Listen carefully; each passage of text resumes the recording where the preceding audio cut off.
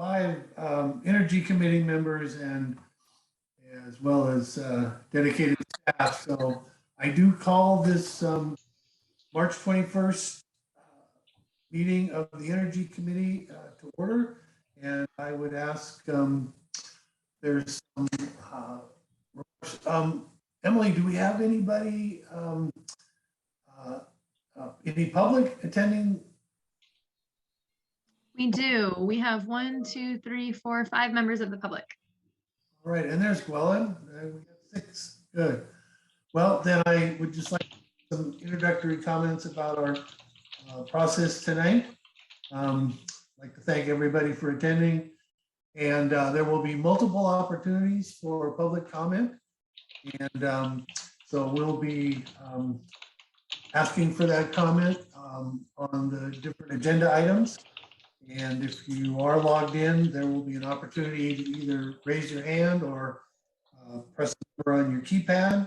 And we also have made arrangements for ADA accommodations. So with that, I would ask our staff, Emily, if you would call roll tonight. Sure. Alstone. Present. Kowalski. Here. Kowalski here. Aliaga. Here. Geronimo. Here. Williamson. Here. Winkler. Here. Zolik. Here. Oh, so we're 100%. This is great. Good. Appreciate that very much. So we have a quorum and we can conduct our business. That's good. First item on the agenda is minutes approval. Staff has written up the January 24th, 2022 minutes. And before we take a motion, I would like to ask for public comment. Do we have any comment on the draft minutes? Seeing none. Okay, then with that, could I get a commissioner to move and another to second on minutes approval? Unless, or if you have any edits or corrections first, but then a motion and a second, please.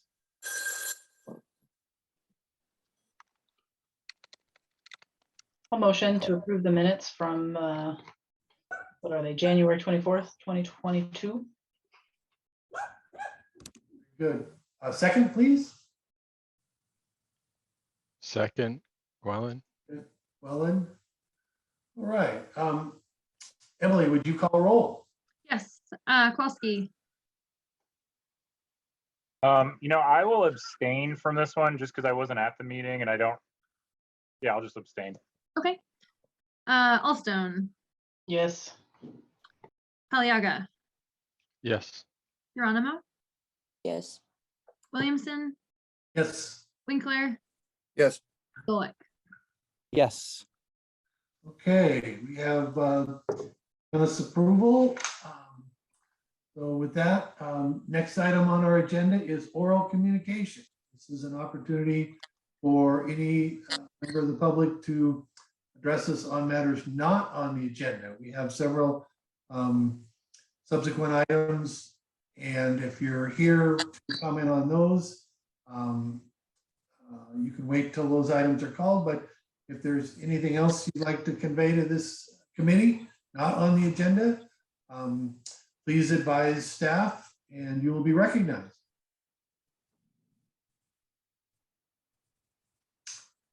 Seeing none.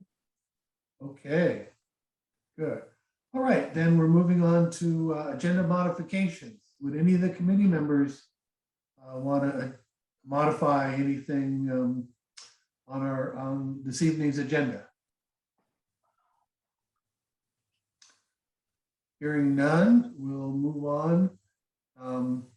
Next item is a new business item, and that is consider returning to in-person meetings and take action.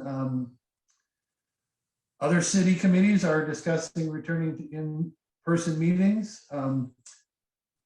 We would like to know how this committee is feeling. Your next meeting won't be until May, and hopefully we will continue to see reduction pandemic numbers, but and I do know that the city council, if I'm correct, council has voted to return. And I'd also, just for purposes of discussion with staff, is there an option where some can return, people can come in person should they want to do that, come to city council chambers or wherever the meeting location, but would the city still maintain a video conference link? So thus far, we are not considering having hybrid committee Zoom / in-person. We're currently offering city council as hybrid, but we haven't extended that to the committees. So it would either need to be entirely virtual or entirely in person at this juncture. Okay, thank you for that clarification. So what's the pleasure of the committee? You want to continue with this format, or do you want to gather together at our next meeting? I'm ready for in-person. Well, being over 70 and having a long-term medical condition, I would rather not meet in person because I think for me personally, it would be significantly higher risk that I would rather avoid taking. I would do it if I had to, but I would do it very reluctantly. Appreciate that. Other committee members, I kind of like to hear everybody's perspective if you're willing to offer. Yeah, I'll offer. I mean, I'm okay returning to in person, but I would, certainly defer to anybody else. Particularly Michael. Your concerns make a lot of sense. So it's not something I feel strongly about. I could go one way or the other, but I have a slight preference for in person, but it's not a strong one. I'm pretty much where Mike is. I have a slight preference for in person, but it's not a hardship to be remote. Yeah, and I'll clarify going back to mine that I feel the same way, slight preference, but if, Michael has needs, the Zoom meetings do work. I'm in that exact same category. I would be fine meeting in person. I'm trying to start to connect with people in outside of the Zoom screen a little bit, but I completely understand, and would be, and am very sensitive to and respectful of people's, the risk I think is different for each of us, and so I'm fine meeting in Zoom. I honestly would prefer to meet remotely if there's anybody on the committee who feels like that's really what they need to do. I think that's what we should do as a group. And if we get to a point where everybody's comfortable to be in person, then I think we should meet in person. I'll say ditto to what Jim just said. Well, thank you. I appreciate that. And Commissioner Winkler and I are of similar age, being of that greatest generation. And I also am experiencing some health conditions. So it's a concern I have too. I have other responsibilities with my day job, and I'm trying to avoid in-person meetings there. So I think that I'm going to state the consensus that I've just heard, that that we continue with Zoom meetings out of respect for safety and health, and we'll and staff, please plan on that for the May meeting. Now, I know that there's an Assembly Bill 361, and there's some other state actions that require kind of revisiting this matter. So the direction I'm hearing is the May meeting will be conducted by video conference, but that we probably should have this agenda item listed there and revisit and see where we are at that point. Good. Yeah, I can offer just a little bit of perspective if it's helpful. Wetlands and Creeks has also elected to continue to meet virtually for similar stated concerns. So they are going to keep it on their agenda as well and revisit in May and probably, just continue to revisit. So that certainly could work for Energy Committee, and I believe Parks and Rec is in the same situation. So just wanted to echo that energy is not unique in what I've seen in the other committees that I'm liaison to. Well, we're just so unique in so many other ways. Exactly. Okay. Well, good. Thank you for those comments and for that consideration. That it's not nice getting old, but it's better than the alternative. And safety is now health and safety are now things I'm having to pay attention to more than ever. And that's so good. All right, now we're gonna continue with our new business, and this next item is, was I supposed to ask for public comment on committee? Okay. Yeah, let's do public comment. Thank you for catching that, George. And then I think it would be helpful to have a motion and a second just to play it safe and document that as an action if the action is needed. That's a great idea. Okay. Do we have anybody from the public wishing to speak on this matter? Oh, doesn't sound like it. All right, could I get a commission motion and a commission second, committee motion, committee second to for continuing remote meetings? I move that we continue to have remote meetings for the time being. Very good. Motion Winkler. Second. Yeah, I'll Second, second that. Okay, we have a motion and a second. Emily, please call roll. Sorry, just bear with me a second. Alstone, Yes. Williamson, Yes. Geronimo, Yes. Aliaga, Yes. Kowalski, Yes. Winkler. Yes. All right, it passes. Thank you. Now on to our next item, which is a gateway area plan update and action as appropriate. Says in our agenda that we might have staff member Dart, but it looks like we have our community development director. So now it looks like in the sequence we should hear a presentation by staff and then have an opportunity for public comment, and then commission can provide their comments. So take it away, David. All right, thank you, Chair and committee members. I'm pleased to be before you tonight with our draft of the Arcata Gateway Area Plan.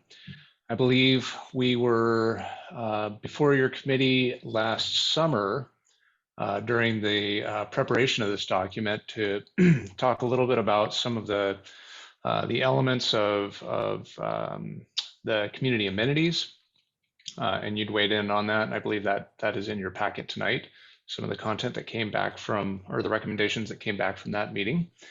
But now we have the opportunity to share with you the actual draft document that we've put together with our consultants that is, I believe, in many ways responsive to what we were hearing from the community during our engagement over the last several years. So that portions of that document are in your packet tonight. Staff did its best to try and excerpt from the document the sections that we believed were, most responsive to the concerns that you'd raised in last summer at your last meeting when this was taken up. But I also have the entire document here for your review if there are other areas of the document that you wanted to dig into. Before I get to that, though, and I will make my staff report, brief to try and allow time for the committee to direct, what's of interest to you and the public to direct what's of interest to them. But I did want to sort of set the stage by sort of letting you know how we've been, conducting these meetings and what to expect out of, tonight.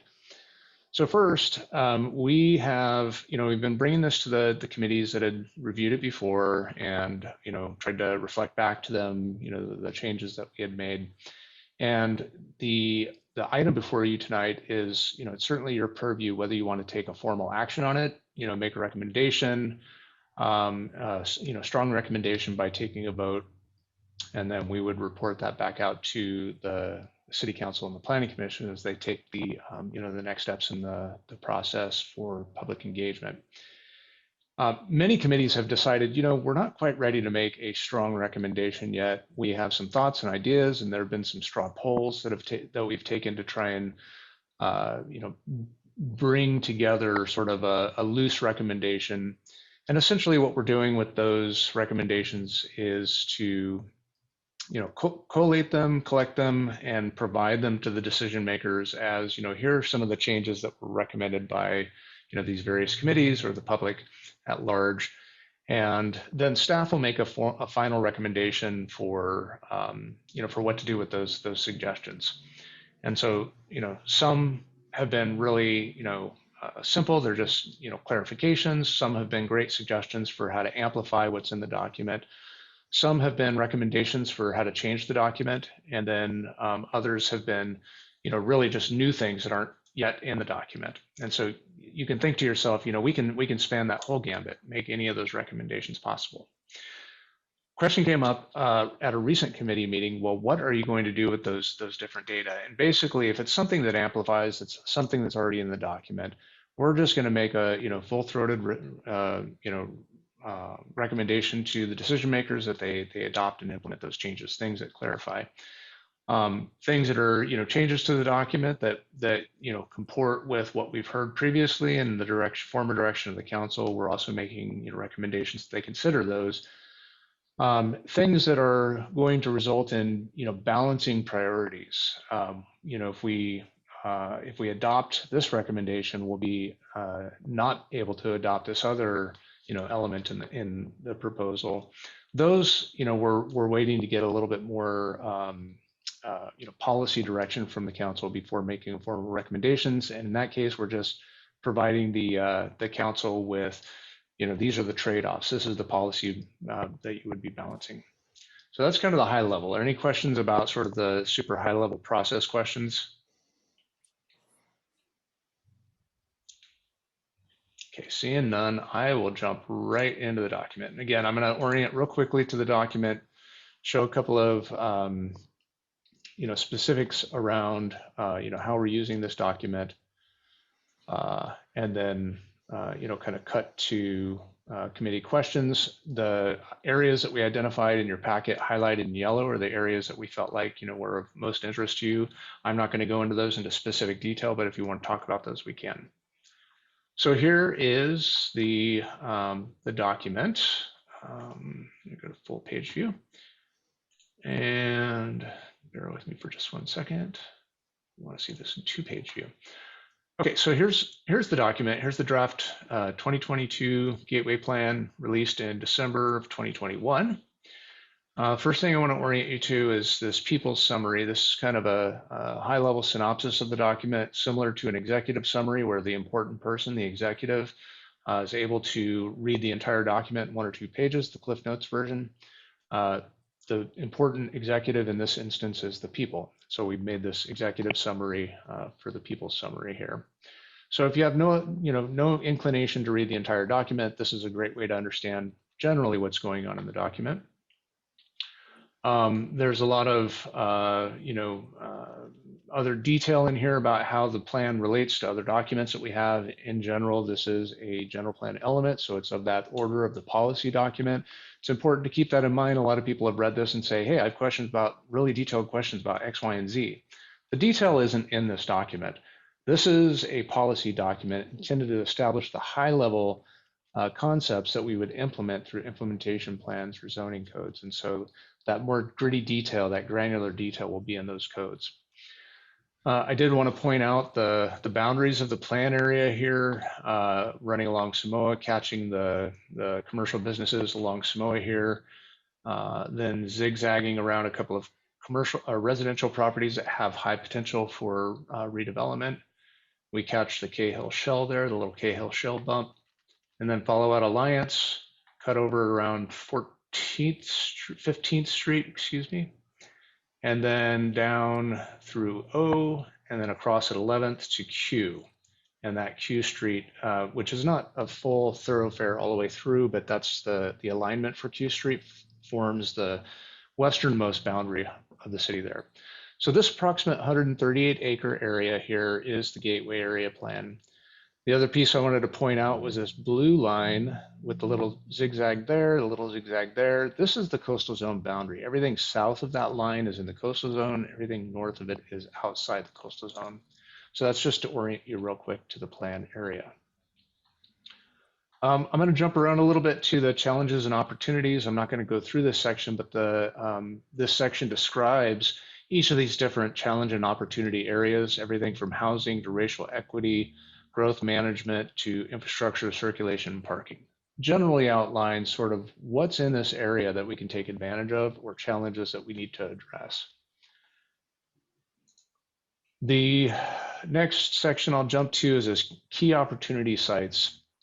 Within these opportunity sites, we've identified these properties here in orange, and we've identified, you know, their acreage, how many parcels are involved in each one. So some of these, you know, include multiple parcels, what the opportunities are in that particular location, and then a range of residential unit capacity and what other things are, because of its location, you know, are important to that area. So, you know, this one, for example, has restoration, open space, bike ped, non-residential mixed use as a you know, locality amenity, if you will, or proximity amenity. We've done that for all of these, and within these sites, within just those sites, and the other, you know, the areas that are, you know, redevelopable, we've identified as sort of like the prime sites that will likely get developed sooner rather than later. Now, this is a 20-year plan. We don't anticipate that the market will drive full build out in that 20 years. An analogy I like to use is the plan that we adopted for the downtown area, the commercial core, which encompasses several blocks around the plaza here, approximating this area, where 20 years ago, 22 years ago now, we basically said, hey, look, you know, 4-story buildings are allowed in this area. And that didn't relate to a, you know, wholesale conversion of all of the parcels in that area to 4-story buildings. In that time frame, we've had 3 structures built that, you know, approximate the maximum building height, 1 4-story and 2 3-stories. So by way of you know, that analogy, even though there's lots of development potential in this area, it's not likely to be developed out in a near-term planning horizon. Wanted to jump to the land use section and just point out real quick that the area is broken down further into sub-districts with different allowable densities and different, you know, ultimately design specifications that will, you know, comply or adhere to those different districts. The Barrel District, so-called, this yellow area down here, would have the highest densities. It's the furthest removed from other residential uses, you know, large-scale residential uses, and provides the greatest opportunity with large vacant sites. The hub has a step down in density, but also allows for fairly large-scale buildings. The corridor is concentrated on commercial uses, commercial purposes, and then these brown areas are the transition district, which would step the buildings down to you know, reduce impacts on existing adjacent. Now, I want to say just real quick here, because you know, the terms I'm using, some people have interpreted these to say that, you know, hey, this plan's already, you know, the term I heard today, left the station, that this is a done deal already. It's not a done deal. We're taking input on this, and we're, you know, conveying that input back to the decision makers before they make their decision. So sometimes I slip into using terms that sound like it's already adopted, but I wanted to convey that it's not adopted. Within those land use zones, the idea here, and you looked specifically at the last time that you met at these community amenities or community benefits. The idea is that with that larger scale development, going through a form-based code process that would allow us to have really fine resolution on what the built environment will look like in the future, developers would then be able to come in and go through a streamlined process showing us that, yes, I'm complying with the form-based code that you said that you wanted development to look like, and I'm giving you these community benefits. So what are these community benefits? What does this look like? Oh, let's zoom way in. Let's move that back a little bit. So we've right now put them into these various categories: housing creation, arts and culture, open space, so on and so forth, retail and job creation. And at this level, this doesn't give you a lot of detail about what specifically the community amenities would be, but these are the sort of subject areas. So within housing, if you can create housing quickly, or if you're going to do, a certain percentage of them in small units, or a certain percentage of them deed restricted for affordable housing. And now these are above and beyond what the core baseline is. So these are, there's going to be, for example, affordable housing requirements that are baked in once you get over a certain unit count. And so if you will go above and beyond and provide more affordable housing, and maybe affordable housing that's tied to middle income as opposed to just low income, then that would be viewed as a community amenity. And you could include that in your list of, like, you said you wanted community amenities, I'm providing them. Those together, form-based code and the community amenities, would qualify projects for this streamlined review and approval. You can see that within the active and alternative transportation, we've got, a lot of things that are probably of interest to the community, the committee. Within green building, we've got several that are probably of interest to the committee. So we can dig into those in more detail if you want, and look at how they comport with the recommendations the committee made before. The last piece that I wanted to jump into before turning it over, and this is largely because the the community input around the infrastructure, the existing infrastructure, and then I want to sort of make the nexus to the Energy Committee here, is that right now in our infrastructure and services, we essentially say that we want to plan for existing infrastructure, plan for future infrastructure that meets the needs. One of the areas that I've been thinking a little bit lately we can probably double down and improve on relates more specifically to community-based electrification and community-based energy resilience. And so I just wanted to throw this out for the committee to talk a little bit. I met recently with an outfit called EcoBlock, and essentially what they're doing is that they're taking entire city blocks, or multiples of city blocks, and their vision is to work with these multiples of city blocks and build a microgrid around that one group of housing units. And so the microgrid would be collectively owned and operated, managed through fees that come through the generation, the money that they receive back on the generation of power. And there's some other nice amenities that go along with that, including a car share, electric car share, that all of the folks within that group can use. And so I can see a project like that, microgrids on a block level, being an infrastructure policy that we would want to add to the Gateway Area Plan as sort of a pilot project to do this. So I just wanted to throw that out as an additional thought process for this community to consider. With that, I guess I'll just close. I think I mentioned earlier that the packet has yellow highlighted for policies that we felt like might be of interest to you, and I'm happy to address any of those or anything else in this document that is piquing your curiosity.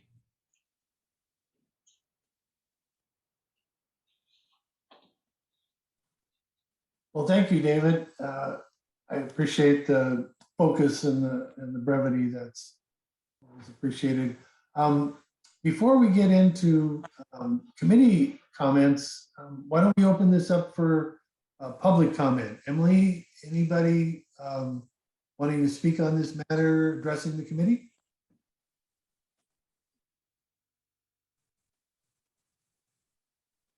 Yes, we have 2 hands raised. Patricia, I'll start with you and I will promote you to panelist. Just bear with me one moment.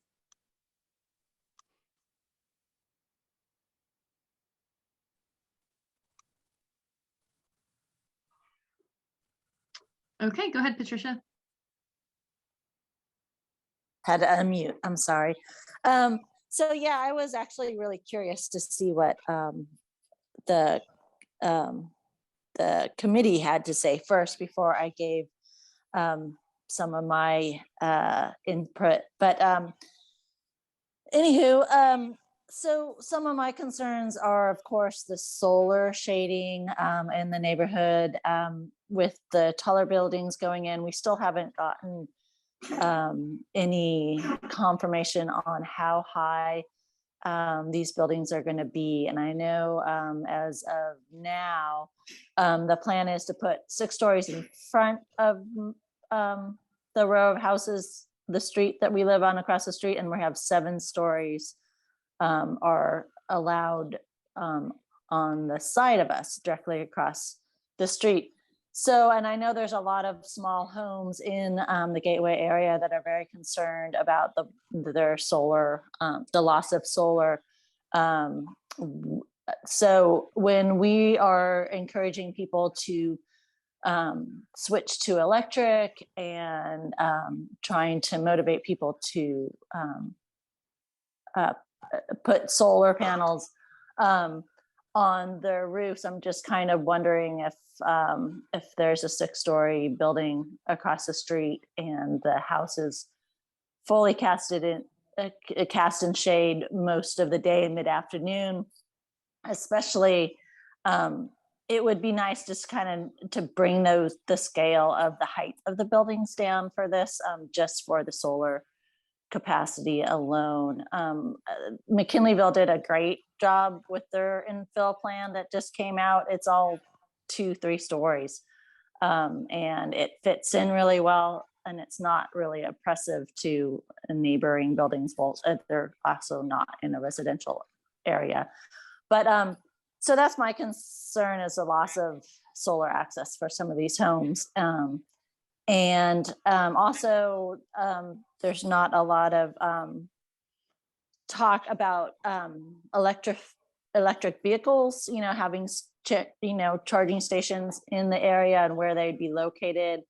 And I know it'd probably be offered as an amenity, but maybe that should be required, something that should be required, especially since, we're supposed to be converting over to more electric vehicles in the future. So anyways, those are 2 of my concerns. I'd really like to hear what you guys think and what you would like to change with the plan. I'm really happy to see infill come to the area, but I just think there's a lot of concern, and we have to have it fit really well with what's already existing here. So anyways, thank you for allowing me the opportunity. Thank you. We have another speaker. Yes, Moonlight, I will promote you to panelist. Just bear with me one moment.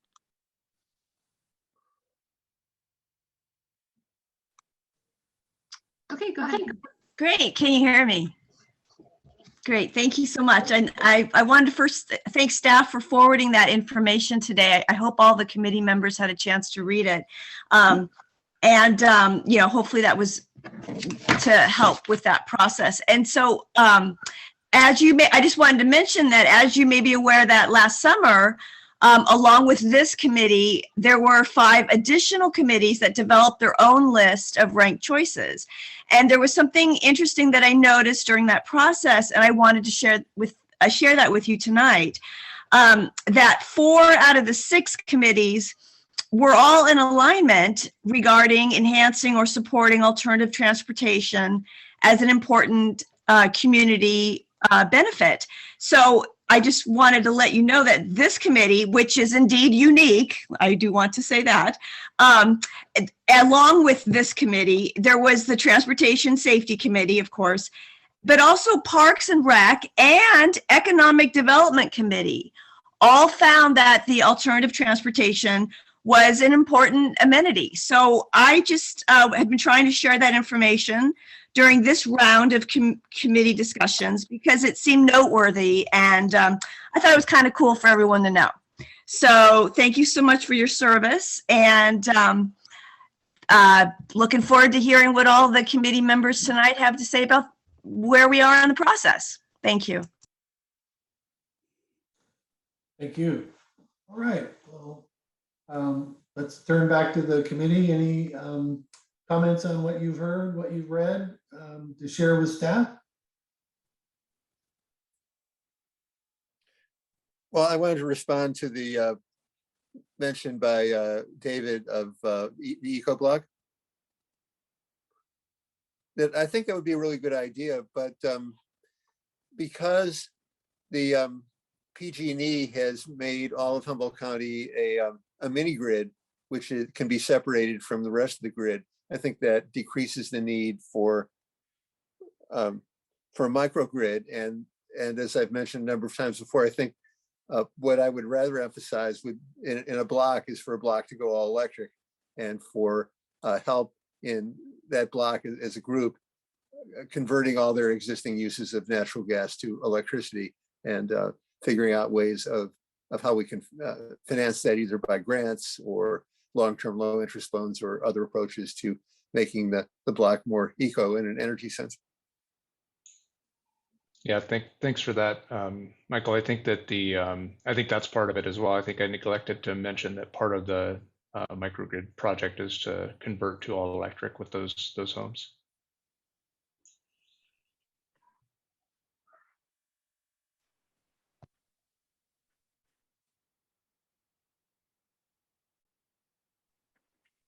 Right. Other committee comments? I had a couple questions that I'll just throw out to the group. I don't know if anybody, and maybe, I don't know if anybody would have answers to these, or even, I don't know, kind of sort of answers, but just after listening to the public comments, one of them regarding solar shading by tall buildings. Has there been any sort of analysis of what sort of shading would result on adjacent properties based on certain building heights? Has that ever been looked at objectively?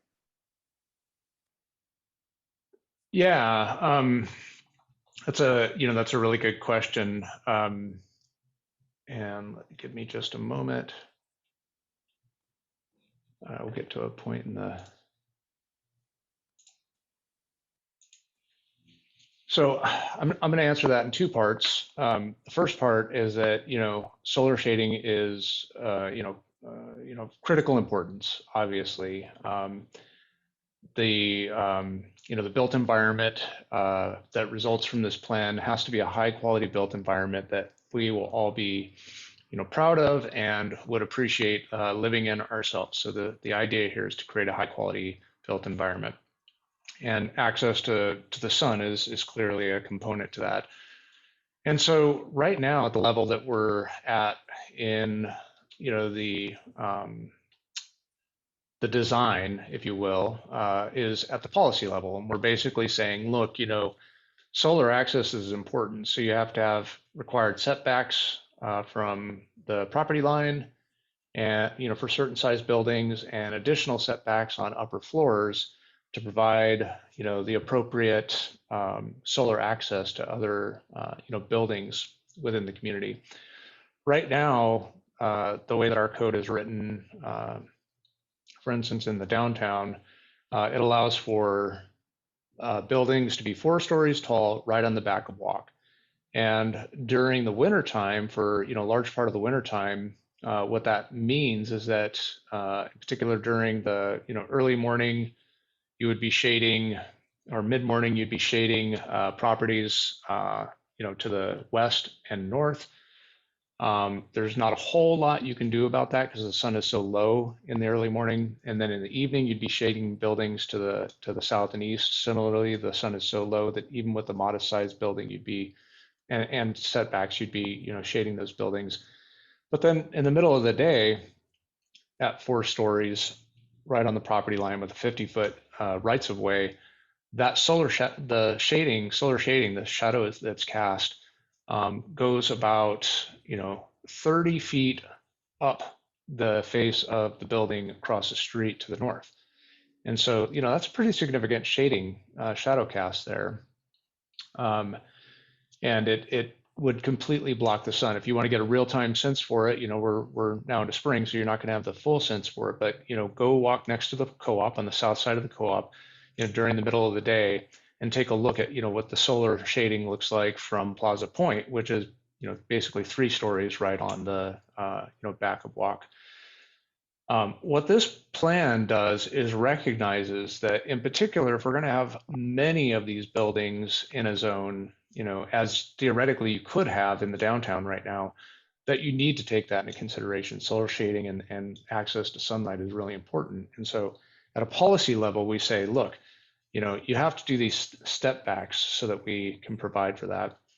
The next step, the next phase of the public engagement, we're contracted with GHD to do some 3D GIS modeling and some SketchUp artwork to give us a sense for what would actual physical buildings look like on the ground in Arcata. What would those shadow casts look like from those buildings? And so we're actually going a step beyond just doing it in the abstract. We're actually going to be able to put into practice what a modeled shadow study would look like on an individual building by building basis. Use that information to build into the form-based code that I'd mentioned earlier some standards that would prevent, to the extent that is practicable, solar shading. And so we're trying to address and ameliorate these concerns. Will there be shadows cast on buildings in the future if we have 5-6 story buildings built? Yes. Can we reduce that impact to the minimum possible? Yes. And so I think that we're trying to address that here. Thank you. I have a comment on that also. I don't know if it's addresses it very well, but one thing to pay attention to is the amount of sunlight striking this area is not going to be reduced by the buildings being there, but what's going to happen is that the sunlight is going to hit the buildings instead of the residences. So I wonder if there's any way that the buildings could generate electricity and share that with the residents who are being deprived of their access to solar. I'm not sure I understand the question right. Right. Are you suggesting that I think Michael's suggesting community solar, where the tall buildings provide solar for the community, particularly the small buildings. Especially for people in the neighborhood. Yeah, that's part of what the microgrid or the eco block concept would do that I'd mentioned earlier. I think one other point of clarification, and if Patricia would be interested in weighing in on this, I think it would be helpful. But my initial question was in response to Patricia's comments, and one point of clarification that I think just is coming out a little bit in the last couple minutes of discussion. The term, in terms of solar access, that term solar access, in my mind, that could mean 2 different things. One of them is electricity generated by the sun, or other, whatever, energy generated by the sun, or just, hey, it's a nice sunny day in the middle of January and you want to sit on your front porch and sit in the sun because that feels good for people to do that. That would be an interesting delineation between what is solar access. So for example, having a tall building share the electricity that is generated from the sun that is not hitting adjacent buildings is potentially would address the kind of lack of solar solar energy, the solar energy resource hitting these adjacent buildings. But of course, it wouldn't address, somebody, a property owner wanting actual sun to enjoy outside or through their windows or whatever on their property. Yeah, no, that's a really good point. I think that, I can't give you a universal statement. The idea is to try and ameliorate that to the degree that we can with design. Will a building ever cast a shadow on another building in the future? The answer is absolutely yes. Will you have unfettered access to sunlight whenever it happens to be shining throughout the entire year?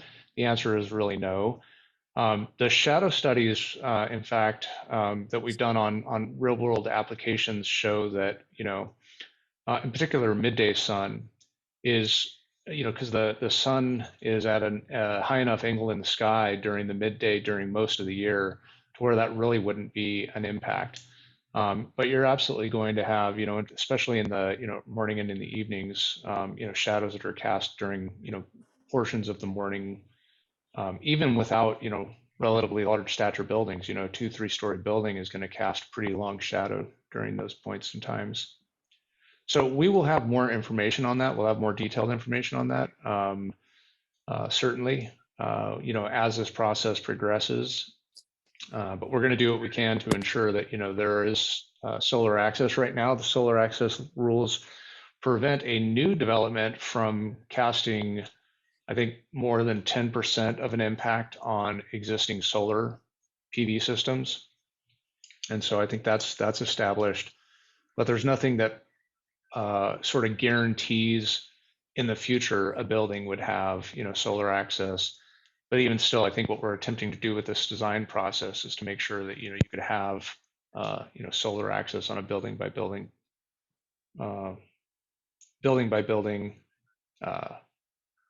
review.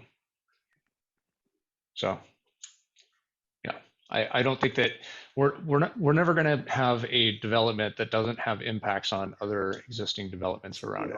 I mean, part of having something new come into the community, there's going to be, pros and cons to, all the various things that make, your experience of your living space what it is today. Mike, I promoted Patricia to a panelist if helpful. I saw her hand was raised and just wanted to facilitate that conversation. So just creating space for that.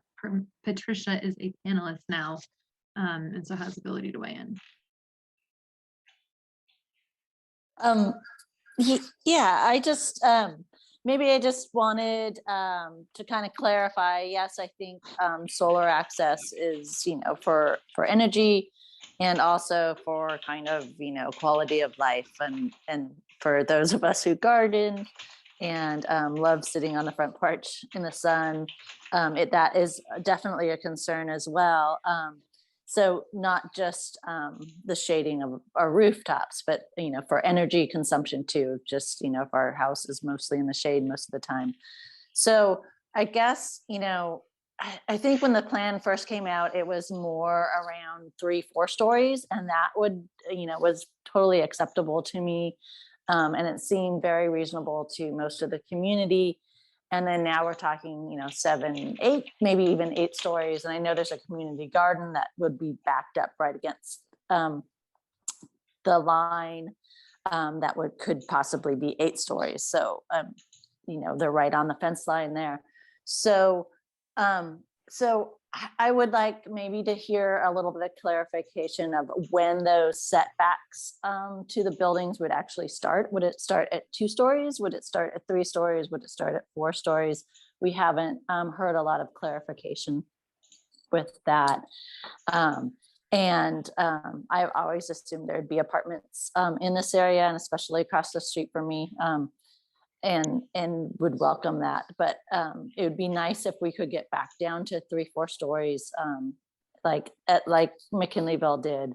And I think it would guarantee, and maybe put the higher buildings outside of the residential, the existing buildings, existing area. And if we did taller buildings like that were outside of that, that'd be great. But anyways, that was my concern. Of just kind of would like clarification of when those setbacks start, and if it's ministerial, Is it going to be amenity that they get to step back when they step back, or, so would it be really clarified, like, a building a development would have to be, start at such story for their setbacks. So anyways, thank you again for giving me the opportunity to clarify that. Thanks.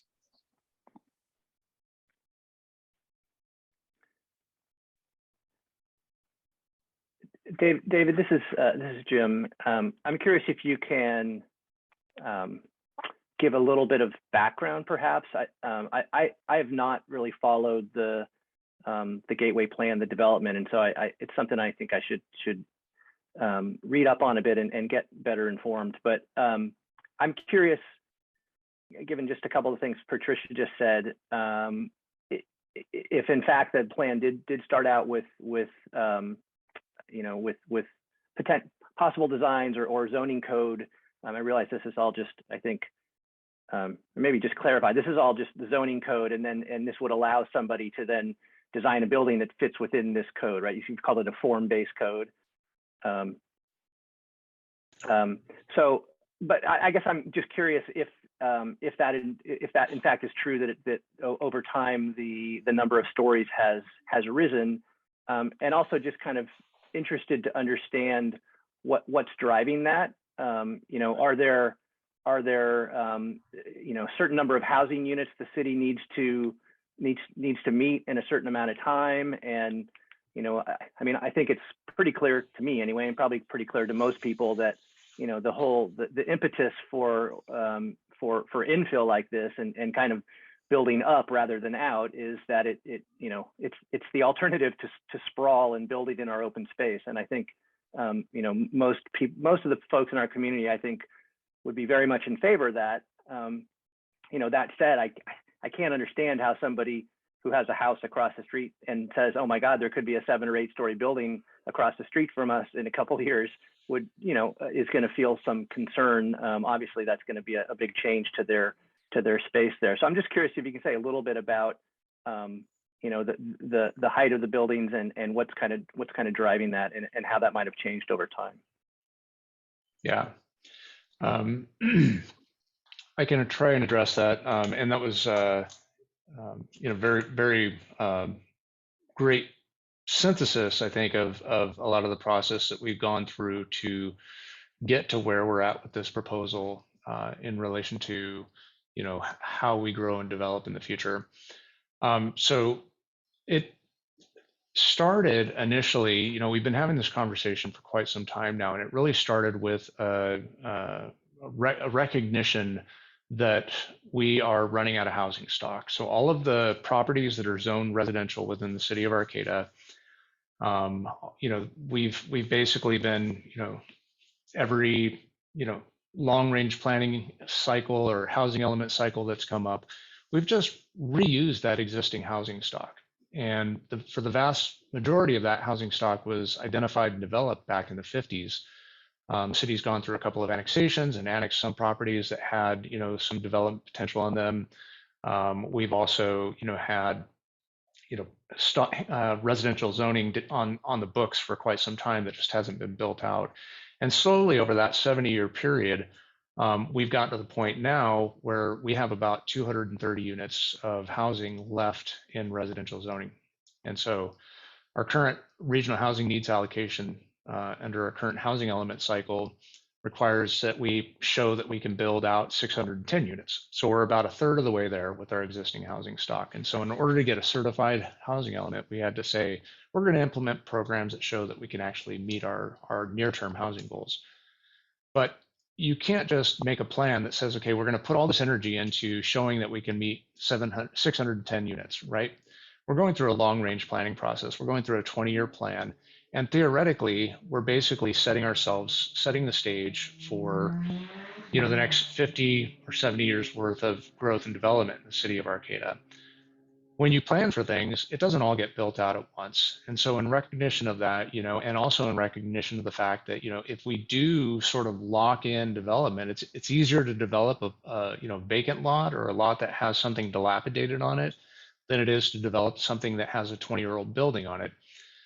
So taking all of that into consideration, hearing what we were hearing from the community about the need for housing, and that was the single highest priority, we started talking about, in around 2017, a housing strategic plan. And in fact, I think it was Michael Winkler who was listening to the presentations where we were talking about, all of these housing policies, but we were also talking about, mixed use and the need to, drive jobs and this sort of thing. And he asked the question, well, why are you calling it a housing plan when there's so much else behind it?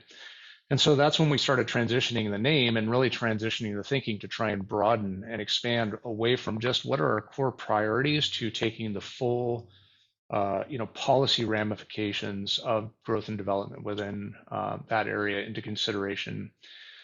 Through that public engagement, as we were going through that process, trying to identify, what's the most importance to people, should we be expanding onto the, green fields on the bottoms, or, do we concentrate infill development? How much do we concentrate infill development? Do you want to see ADUs, accessory dwelling units? Do you want to see, large scale multifamily buildings? Do you want, we went through this whole process, and a lot of it really drove towards high scale, maximize housing.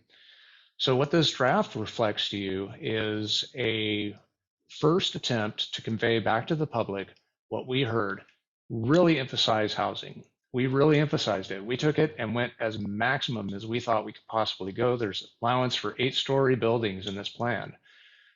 And we reflected that back to the community. And now we're getting the community feedback on, well, maybe 8 stories is a little too big. I've heard this from a number of people. There are a very few minority of the people who say 8 stories isn't big enough. The vast majority of people are saying 8 stories is too big. So we're taking that, we're integrating that into our recommendation to the City Council, the Planning Commission. There was never a time when we came out and said, hey, should we do 4? Should we do 5?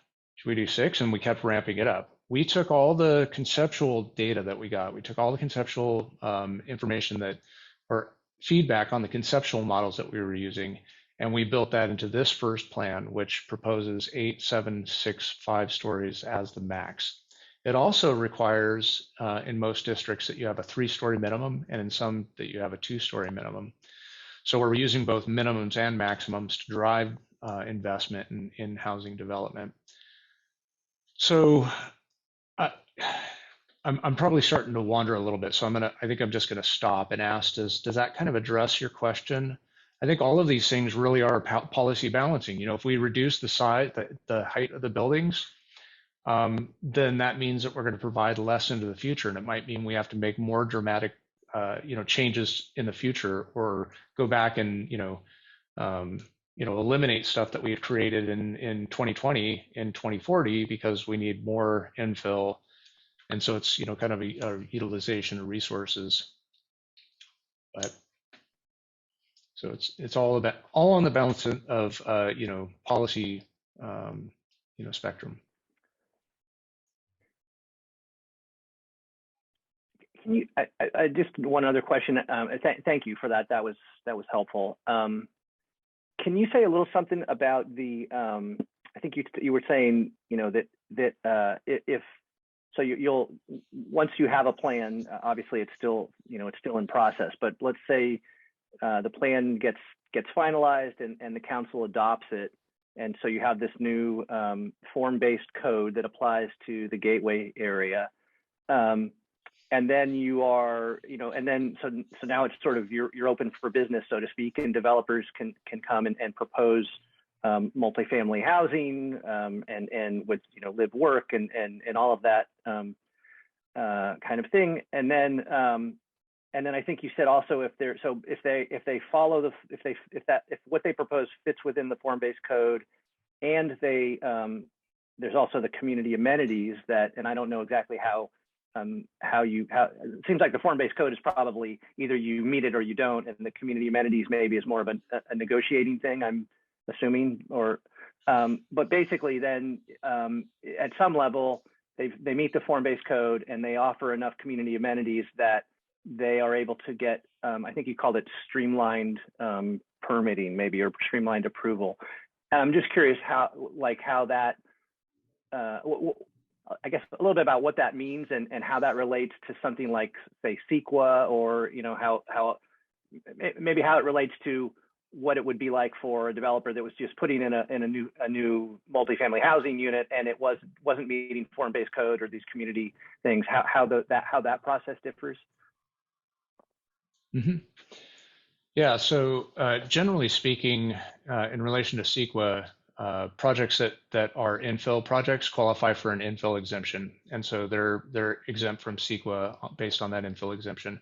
That's of course as long as they're consistent with the community plan. So the general plan and any specific community plan that is adopted for that area. And so the concept here is that we effectively do the same kind of permit streamlining for these projects. Right now, if you wanted to build a 4-story building in the downtown, you basically, for the most part, unless there's something unique about the project, you need to do a design review process. So you would go through a design review. Typically, that scale of building would go through a planning commission design review, and that's a public hearing. Those are, under our current codes, those are kind of one-off decisions that are made on a project-by-project basis. And there's really no integration between the amenities that we get as conditions of approval through that process. There's no master planning process associated with that, and they're really limited to just things that are directly related to that project, where there's a nexus and a proportionality to that approval. So, this process would allow for, in terms of the streamlining, the environmental work that we're doing now would identify all of the impacts associated with this work, except in some very site-specific circumstances where there may be, chemicals of concern, contamination on the site, or maybe a wetland on the site, something real site-specific. But for the most part, we've taken care of all of the big picture planning issues and made it so that those projects, if they meet the form-based code and then they provide those amenities, that they then go through a either a ministerial or more streamlined process that allows for the community to get the benefit of that project really through the engagement that we're doing now. Part of the reason why we're doing it this way, the reason why it's structured this way, is because we went through the village project, which was as many of you may remember, a private purpose-built student housing project that was looking to rezone the Craftsman's Mall area and then bring 4-story buildings to that Craftsman's Mall area. It's going to provide 800 beds of housing. And basically, 4, 5, or 6 design iterations later, and 17 to 20 public hearings later from the time when they first went to public hearing, no one was satisfied. They wound up walking away without an approval. The community felt bitter about not having better access to the design process, and the committees, the commissions, the council, they basically had the community upset the entire way through.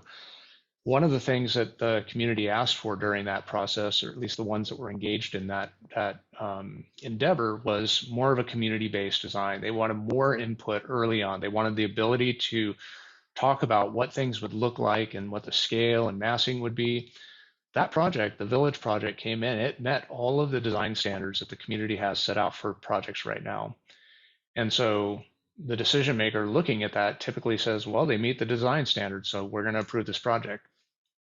This gives us an opportunity to work in much more detail with the community to find out what are the amenities that we want in our community, even if they don't meet direct nexus with this project, even if they don't meet proportionality necessarily. Most of the developers I talked to said, look, I would pay more to come in and have a sure thing. If you tell me what you want me to design, I'll go out and design that. I don't care what the building looks like. And so instead of taking, as the village project did, where the village went through hundreds of thousands of dollars in design and permitting to get nothing, let's take that hundreds of thousands of dollars or some portion of it and invest it into our community, invest it into the things, the trails, the microgrids, whatever it is that makes our community what is special to live in. Let's put that money directly into the community was sort of the concept behind this. And so we're going through, that sort of project level review, in a sense, on a community scale and a plan scale review, so that we can all weigh in and say, this is what we want Arcata to look like in the future. And then once projects come in and demonstrate that they meet that, they would go through that streamlined process. So it's not totally, I mean, it's new for our area. It's not totally unique, though. There are many jurisdictions throughout the state, throughout the country, who've adopted form-based codes. And in fact, many communities are moving more towards form-based code because of that specificity that you get out of the form-based code that you don't out of a standard, land use type of code. It was a little Thank you. long-winded, I apologize. Yeah, but streamlined for CEQA and streamlined for permit review. Thanks. Other committee comments? I have one on the mobility section. Okay. Looking at figure 8 and 9 in there for the vehicular and active transportation circulation maps. Just thinking about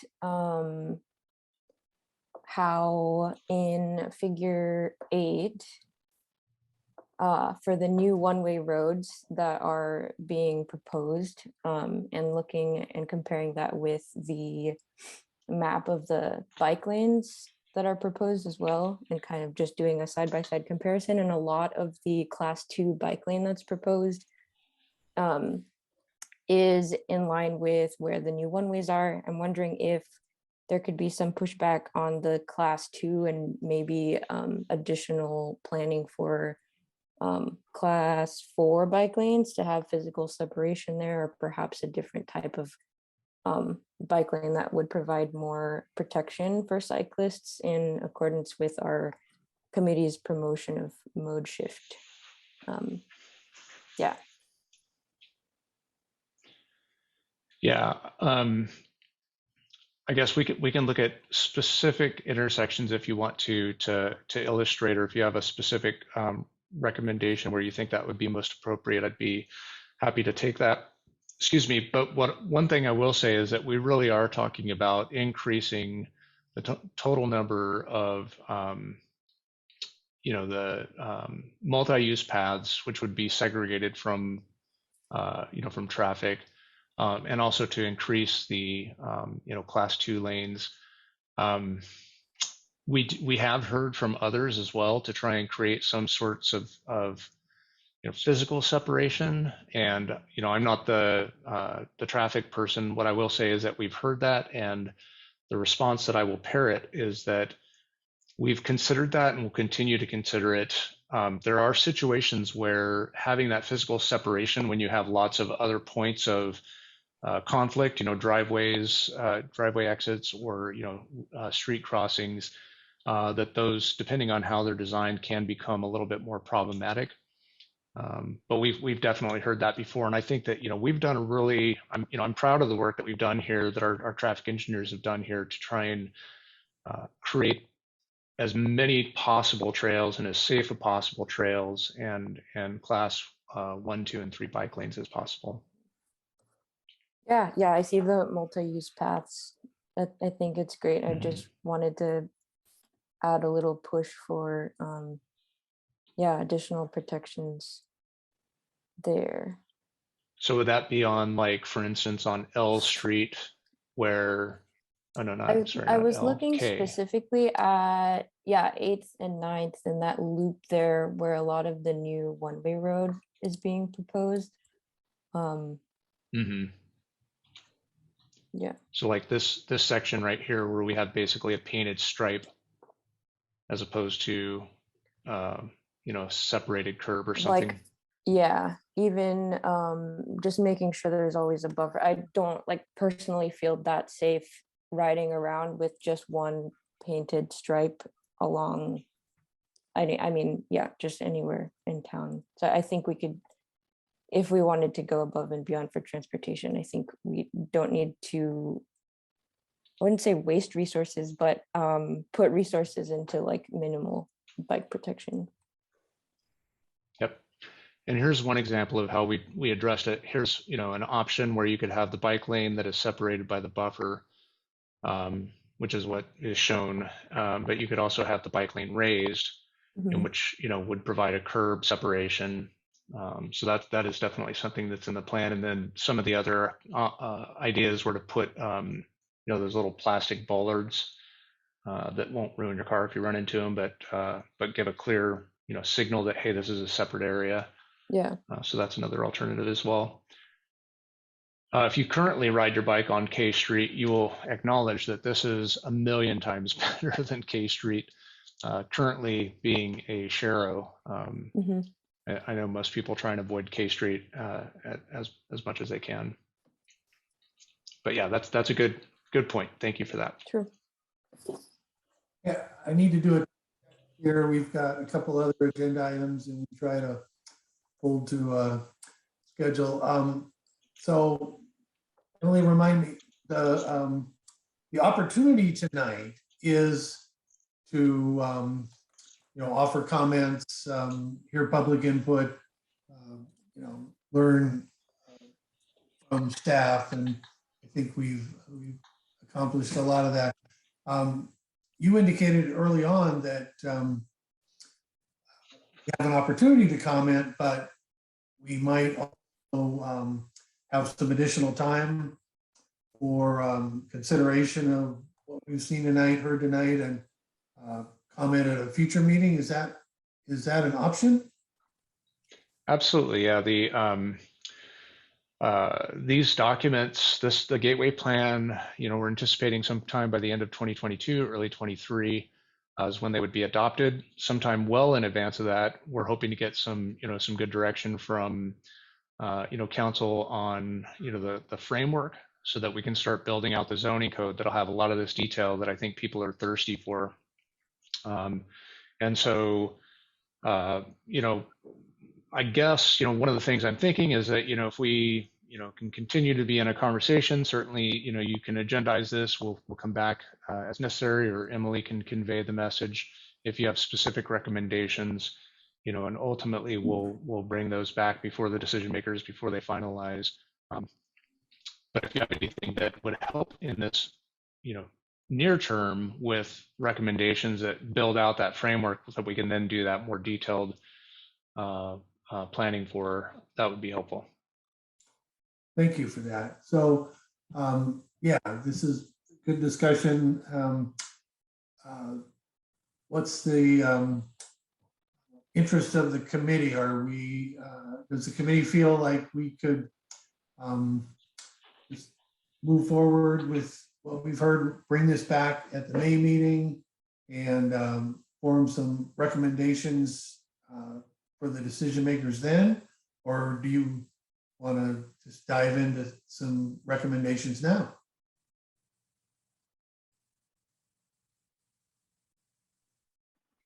Well, I guess my comment would be, based on the discussion we had today, I mean, I'm not really sure exactly what recommendations we could really crystallize and vote on today. But I mean, that's just my opinion. If somebody else thinks differently,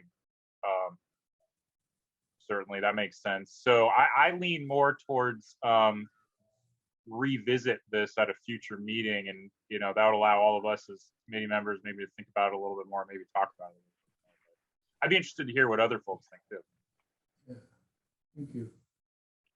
Other committee members, are we okay bringing this back and refining our thoughts at the next meeting? I would appreciate more time personally. I don't feel like I've really taken the time to delve into it enough to make any informed recommendations at this point. I mean, if someone else wants to put something forth, I would do my best to weigh in on it. But I think I kind of feel like Mike does. I think that some additional time would be useful. Thank you. And same for me. You're a trend.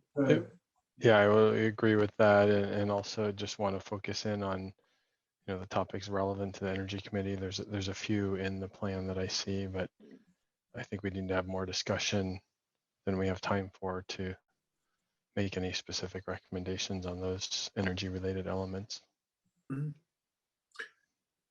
Do we know when the shading studies, the shadow studies will be complete? I mean, that's really interesting to me. I mean, I've read most of the plan and I generally support it, but I've heard the community's concern about the shading, and I would be really interested to know what those shadow studies look like. Yeah, I wish I had a hard date set that I could share with you. We will certainly message it out as soon as we know it. The GIS team has been working with our architect team to sort of flesh out the primary and upper floor setbacks, and they're working to develop that model. But we don't have a firm date on when they're going to have it completed yet. I want it like yesterday, like last week. I think many of us do, and I understand the concern. And when, as part of that studies, and apologies if you hear my dog barking in the background, will you be doing like scenarios based on, if the setback is this much, these are the shadows and this high and that sort of thing? Well, yeah, I don't know exactly what it's going to look like yet, so I don't want to like commit to too much. What my hope is that our design team kind of understands, what we need to get out of the future designs, and so that they're going to come out with a good first crack at something that really ameliorates these concerns. So there's not going to be, kind of like a charrette process where we say, well, what if we add a couple of stories here? Let's move it around this side of the, property. They will have thought through all of that, and we'll be able to articulate, we can't move it to this side of the property because it's going to have this unintended consequence. We can't make the buildings bigger because, this is the typical form for residential development, or whatever the case may be. And then we'll probably end up with just a couple of scenarios that we can, instead of moving things around, we could just share like, here's scenario 1, here's scenario 2, or whatever the case may be. Well, I'm certainly sensing from the committee that would be very helpful. Yeah. Okay. So Emily, can we just as a committee move, or not move, but as a committee can say we'll continue this discussion and please agendize for the May meeting? Yeah, the only question I would ask is maybe more pointed for you, David. Would the May meeting give you enough time to perhaps bring the solar shading model results back? If not, it might be worth this committee waiting until that is available and scheduling it for the subsequent meeting after that. I would appreciate input from the committee as soon as possible based on what we have. I don't know when the solar shading is going to be done, and I don't know how relevant that is to the committee's decision. I think there's a lot of other energy policy that's in there, that we could, use as part of that framework to help start building out the more detailed implementation plan. So I would rather get it sooner than later. If the committee wanted to, I know this is a huge volume of information, and I get it. I want to thank you all, for the energy and efforts that you put into it. And it's a lot to grapple with. But again, we're here also. Our staff is here to assist you as well. If you want to give us a call and say, hey, I've been reading through the plan and I have these questions, we talk through those things with you. If you wanted to set a subcommittee to work more closely with staff to understand the plan, we're open to doing that. And I think too, if the elements that do pertain to sort of energy policy that's relevant to or related to those shading analyses, we can bring that back again at a later date.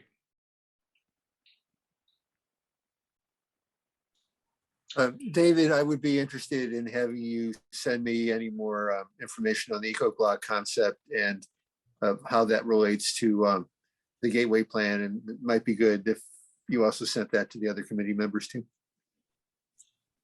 Yeah, I'll put together some information for Emily and she could put that on your next agenda just as an informational item. It's a really cool project. I mean, it's a pilot project. It's not ready to scale up right now, but basically their concept is that once they get the pilot project implemented, they're going to just open source the documents so other communities can do exactly what they did. Hey, I just have a quick question, David, about the document that you presented. Where can we access that? That is on our website. If you Google SIRP, S-I-R-P, which stands for Strategic Infill Redevelopment Program, and Arcata, it'll be the top hit. Our website, our landing page for the SIRP page will be the top hit. If you click on that, you'll find links to the plan. You'll find links to the infill market study. You'll find links to, our frequently asked questions. You'll find links to signing up for e-notifications. So when you're talking to people and they're like, "Oh, you're on the City of Arcata's Energy Committee. How do I find out information about that gateway plan?" You can tell them, sign up on e-notification. There's a, just a wealth of information. It's kind of like our holding page for everything that we've been doing on this plan. So yeah, strongly encourage you to look there. Okay, thank you. Well, thanks. Well, I would like to move on, but I will charge the committee with looking at the overall plan, and I, in respect for staff and their objectives and their schedule, I really would like, even if we don't have the shading analysis, I would like to see us come together with some very clear recommendations at the May meeting to really, provide. We need to be participants in this, and I think our recommendations carry a lot of weight. I think the decision makers want to hear from us, and so I encourage everybody to be ready for that at the next meeting. All right, thanks all. Really appreciate your time. Thank you, David. Good. All right, with that, our next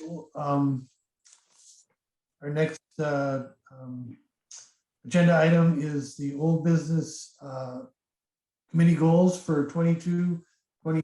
We have refined our goals down to 4: the Arcata Greenhouse Gas Reduction Plan, Climate Action Plan, Transportation Mode Shift, Arcata All Electric Initiative, and explore low carbon options for community resilience. And this is all prefaced by a good statement that staff has crafted about pursuing these goals in to reflect our commitment for energy-related environmental justice and social equity. I just caught George. I apologize. I'm not seeing one. Oh wait, yes I am. The waste to energy. I'm looking at the agenda packet and I'm not seeing it on the published version, but I am seeing it on the separate PDF. Sorry to jump in there. It's just that you said there were 4 and I'm seeing 6. So I'm wondering if there's some version control happening. Well, I'm reading off the last page of the packet. Yeah, and that's what I was seeing, and it didn't include it. And then when I clicked on like the PDF, I think what happened is what was supposed to be included in my version was perhaps not included with the final. So I will share my screen with what the intended goals were so that the committee can see that. And I apologize for that oversight, and I'm glad to have just caught it real quick.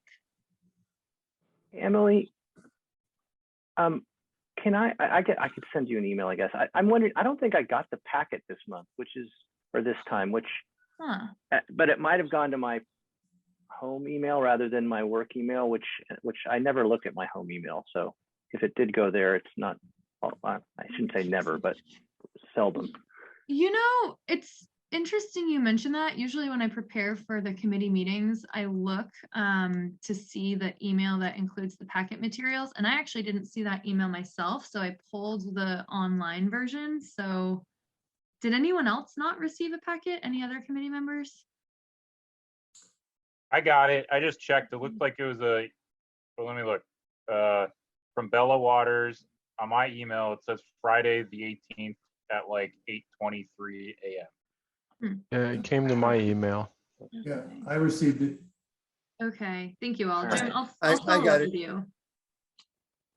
Okay, yeah, I don't know. I think I might have missed it this time. Yeah. Okay. Well, good catch, Emily. We have 6. We have the 4 that I just listed, plus identify significant changes to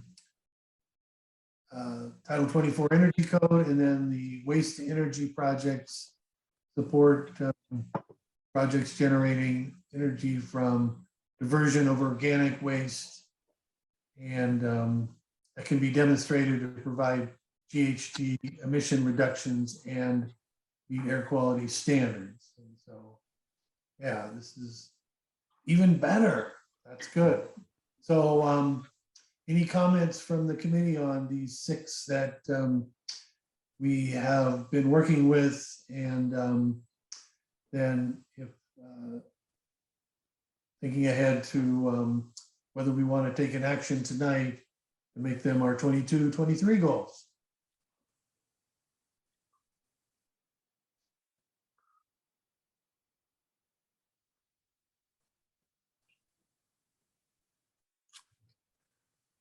Okay, well, they certainly. The only thing I would suggest would be a little more detail on number 3 to show that it applies to city-owned buildings and buildings in the community.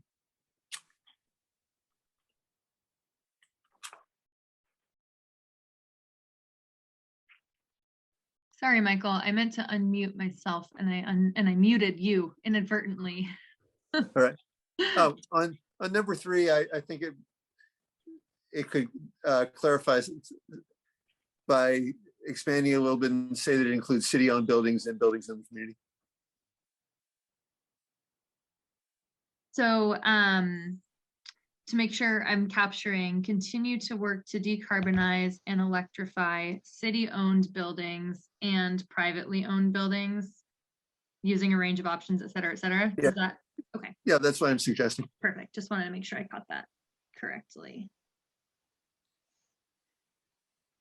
I mean, the all-electric initiative that we've been working on is not for city buildings, right? I mean, the city can make their own policy and do what they want with their own buildings. The initiative we've been working on is based on new construction of buildings that aren't owned by the city. At least that's my. I'm fine with the wording that you came up with, Michael. But I've interpreted number 3 as the work that we've been doing on the all-electric initiative, natural gas moratorium, et cetera, which is not about city buildings. Mm-hmm. Yeah, I can jump in to provide a little bit of additional information on that. So the Energy Committee certainly has been focusing on the Electrification Initiative, which is new construction, primarily privately owned buildings. But the City Council does have a broader quote unquote electrification initiative that does include city-owned buildings and fuel switching and what have you. So it could either way, but just to provide that other context that the City Council has sort of a more line itemized initiative that's broken out in their priority projects. Well, thanks, Emily. And I think actually, as I think about it, the clarification that Michael asked for is a good one, because I think I was thinking of it. Yeah, I hadn't really thought about the city-owned building part of it. So it's good for us to be explicit about that.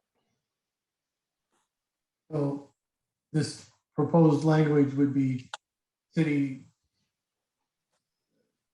while it would call out city-owned buildings, it would still very much apply to all buildings in the community.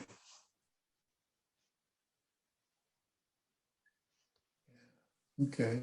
I just wasn't sure that people reading this without that would recognize that we were doing anything on city-owned buildings. So I just wanted to. Oh, okay. Got those things. Acknowledging what city efforts is. in addition to the broader community directive. Good. Okay. Are those potentially two points then? There's the sort of code aspect of it of a natural gas moratorium and the city focused aspect of electrifying buildings. Maybe. I think certainly it's the pleasure of the committee, but I do think that both of those would be captured under the All Electric Initiative umbrella. And I just say that because that sort of mirrors what council's priority project is. So yeah, I think you could go either way, but I think that including it all as one is perfectly adequate. I see the source of confusion though, because we've had this electrification initiative and a subtask or project is a municipal gas ban for permitting, but we're calling it, at one point it was the all electric reach code. So I don't know if others will misinterpret that or if how we can clarify. The one thing I could think of is that we actually just put another comma in this that says including a municipal gas ban to highlight that subtask as something separate. I think we've actually discussed this before about whether we want to get that specific, but because it's been discussed at such length and it's such a hot, high priority topic for decarbonization, I would be in support of adding another comma in this under item 3 that said including enacting a municipal gas ban or something of that sort.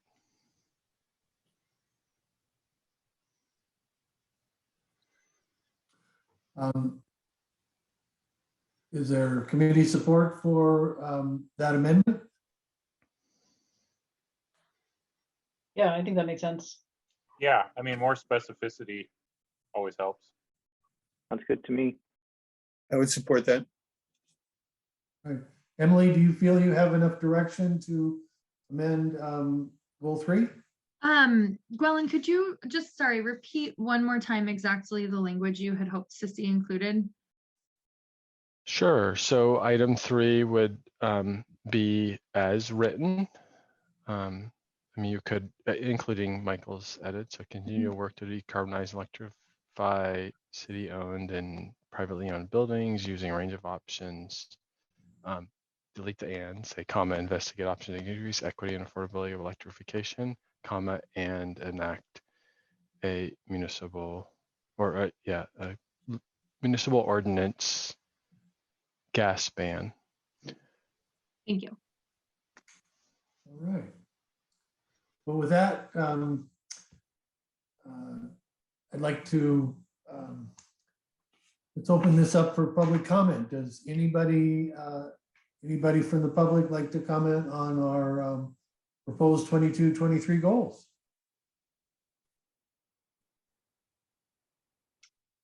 Seeing none. All right, then this would be an action item, so we're looking for a motion and a second to make these our 22-23 goals. I move to approve. Gwellen. Okay, second? A second. Carissa, thank you. It's Carice. Thank you. Great, thank you. All right, Emily, roll call, please. Sorry, let me get back to my screen. Williamson, Yes. Solik, Yes. Alstone, Yes. Walsky, Yes. Winkler, Yes. Geronimo, Yes. Aliaga. Yes. All right, thank you. That concludes our whole business item. Next is community committee communications. Anything the communications, anything the committee would like to share? Now's the time. Jim. Thank you. First of all, Emily, I just located. I don't know how what happened, why I didn't see the packet, but anyway, it did come to my email. So somehow the error was on my side. Okay. Apologies. Yeah, so the item that I wanted to bring is, and actually, I think, George, an email went to you, I believe, and also to you, Michael, and Andrea, it went to you, though it was your old email address, I think maybe at HSU or something, but it was a, so it's from the, I'm forgetting the woman's name now, but anyway, she's with the City of Eureka Energy Committee. I don't remember if she's the chair or not. Basically, she was reaching out to us. Actually, the email didn't go to me. It went to the Shot Center, and then it made its way to me. And it is with regard to building electrification and in particular reach codes. But so basically, I think the City of Eureka Energy Committee is starting to grapple with reach codes, and they know that the City of Arcata has been working on it for some time, and they're reaching out for information, perhaps some guidance, some assistance. I can pull up the email, but yeah, so I just thought I would bring it up to the committee. And I mean, any of us who were contacted, and I don't know, George or Andrea or Michael, whether you saw that and whether you have thoughts about it, but I suppose any of us could respond. There's been a subcommittee of myself and Andrea and Gwellen have been working on it for quite some time. I mean, we passed a reach code for the last building code cycle, and now we've been talking about something sort of moving beyond the reach code to like a gas moratorium. So anyway, it certainly seems like we've gathered a lot of information and have a sense of kind of the lay of the land, and it would probably be useful if somehow we could share that information with the City of Eureka Energy Committee, so they don't have to start from scratch and figure it out all on their own. And I, certainly the resources that we've been able to use from PG&E and the woman's name is escaping me now, but what's that? Misty, was it Misty? Yes, Misty. Thank you. Or Misty. Their services have been incredibly useful, I think, to the committee and to the city and city staff. So anyway, I'll leave it at that to see what others think. Well, I think we should ask staff to send the information that has been developed by the City of Arcata to the Eureka Energy Committee. I also think it probably would be worthwhile, as long as the group meeting with Eureka was less than a quorum of the Energy Committee, to answer some questions that they might have. Yeah, I wanted to also offer, if it's helpful, I'd be happy to have a call with the Energy Committee representative or a staff member as staff, or certainly the subcommittee is welcome to discuss.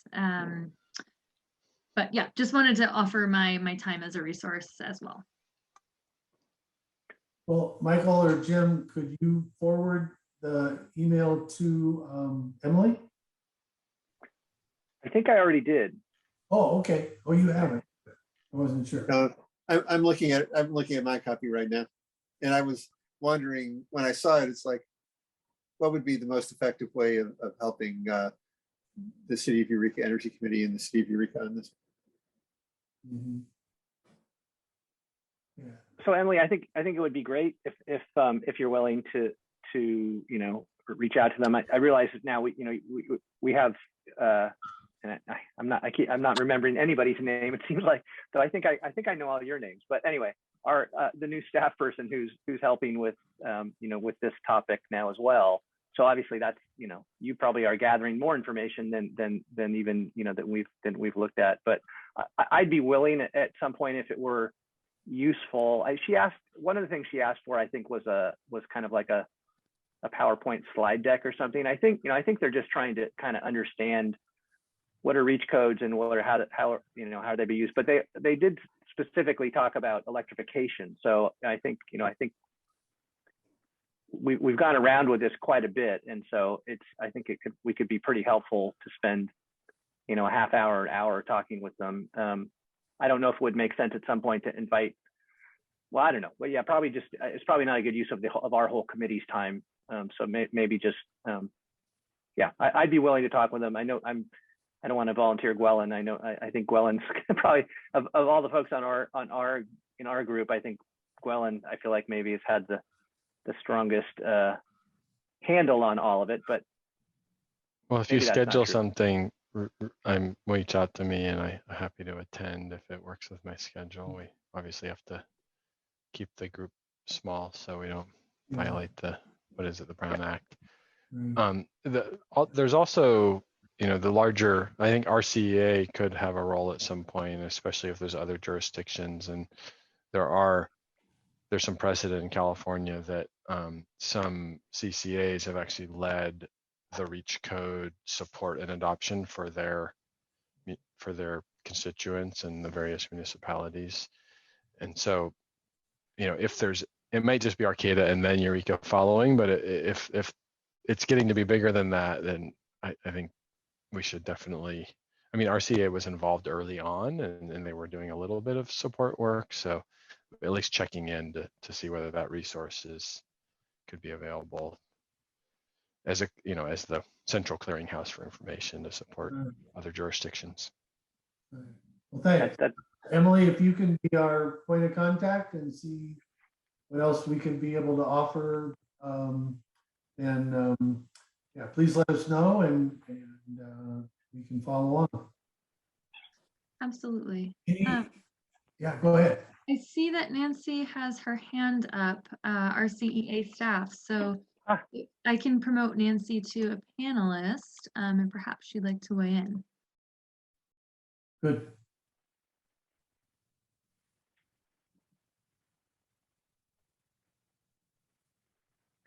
That worked. Thank you. Yeah, I was going to wait until I had my little update on some things I wanted to tell you about, but I thought I'd jump into this. And I had mentioned this, I think, a couple of months ago, that there's this REACH Code Newcomers webinar series that I had posted on our events page. And I can screen share now or next, but if you go to our events page, it's a five meeting series, and I think the next one is, let me see, it was January, February, March. There's still March is tomorrow. Cost effectiveness analysis, and then in April it's REACH Code ordinance options and implementation is the 5th. And if you register for it, then you get to go and have access to the recording to go back over all of them. So that might be something the committee would want to do on their own, in addition to talking to you. And I don't know if you know, so Deborah Dukes I work with on the Eureka Energy Committee. I don't know if she's the one that reached out to you, Jim, but Lou Jacobson has joined the Eureka Energy Committee, so I think he'll know a thing or two about all of this stuff. And I don't know if he's already joined or about to join, but they'll have good support with Lou. Yes. Yeah, I believe Lou was copied on the email. Okay, yeah. There you go. Yeah. But anyway, it's a free 5 webinar series, and I can, well, now that I'm on the inside here, I can probably send it. Oh, you don't have a chat because right, you're yeah. So anyway, if you go to our website, you can see it, or I can email you the link, or you could just find it on our website. Beth Serafina, I think is. Yeah, I've worked with Beth too. Good. Okay. Good. Yeah. Well, that's awesome. Okay. I think we can provide more than they could have even could have dreamed of. It sounds like. Yeah. Our RCA's got a series of workshops, and Emily's going to reach out to them, and then we could have a call with them if that's useful too. So that sounds good. Yeah, let me clarify. It's not us producing the workshop, and we won't be leading a community effort to do REACH codes. I think I heard Matthew comment on recently, but we did note that this would be very valuable to other cities that might want to explore that. Well, Nancy, since we've promoted you, do you want to go ahead and give your RCEA update? Sure. Do you want to do that or just continue with your committee updates? I'll be quick, but either way. Yeah, go ahead. Since you're Okay. here. Well, can I go ahead and screen share really quick? Is that all right if I just show you this? Let me see here. Hopefully, from your location to my up on top of Nealon. Can you see my screen yet? I see hello and welcome, Yes. Reach Code Yes. newcomers. Okay. So this is the Reach Code webinar series, and you can find it here on our website under the Get Involved in Events. It's pretty easy to find, so you might share that with Beth. But I'll try to keep it really quick. I want to tell you we have been consistently added to our rebate offerings. This one's pretty exciting. I just published last week is our commercial rebate catalog. Again, you can find it under commercial here, commercial rebates, and come to this page. And it's just pretty straightforward the way we have it laid out. I'm still sending you back to the heat pump page for those details. But under all these different types of appliances and things for the commercial sector, everything is here that we are currently offering. Things will be added, of course, as time goes on, and we'll try to update the website as they come up, but people should call us if they either have already started a project and they didn't get the rebate initially, or they're wondering if something they really want is possibly going to be able to be included on this list because it may not be completely exhaustive. And then during the meeting, I confess I was trying to put finishing touches on our residential rebate catalog. So that'll be available as well with a long list of different types of rebates here. And then for both of these, we'll have a printed version that people can contractors or pick up if they really want a printed version in their hands, or we can mail them to them. So those are a couple of our bigger accomplishments that I think might be of most value to you. But we also have this thing, I do a monthly update. We do a monthly update now for our board, and we just completed one yesterday that has some highlights, including our microgrid, which is really coming close. It should be operational next month. We have a couple of storage projects we've done. Rates are going up. You haven't been paying us in a while. We're gonna come looking for our money. A contractor vendor network is really handy because people always contact us and say, do you know anybody that would be good at installing something for me? So now they can go and at least have a list of people to choose from there. And so those are the main things there I want to tell you about. We have a board meeting on Thursday. The packet is here. If you wanted to see what it is, looks like a fairly uneventful or minimally eventful meeting this time around for a change. As Lori Takeda says, don't say that because it'll end up being kind of wild. But anyway, that's all I really have to say. Oh, also we have, we are turning, CCE is turning 5 this year. It was May 1st, we launched our CCE program. And so we're going to have a celebration, and we would love to have all of you join us. It'll be on Earth Day, April 22nd. So Friday from 4 to 6.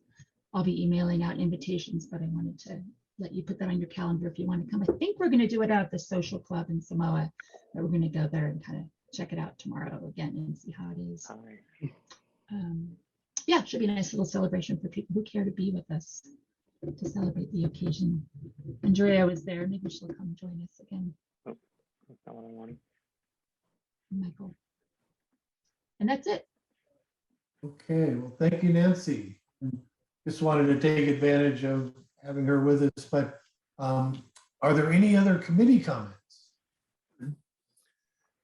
I have one that somewhat personal, but about 20 years ago, I think I bought the first heat pump water heater in Humboldt County, and it died a few months ago, and I have now replaced it with this new prototype heat pump water heater produced by a company in Maine. And so I'm learning all the more sophisticated ways of using a heat pump water heater even more efficiently than the standard way that it comes, and eventually being able to use one to help support renewable energy in the grid. All right.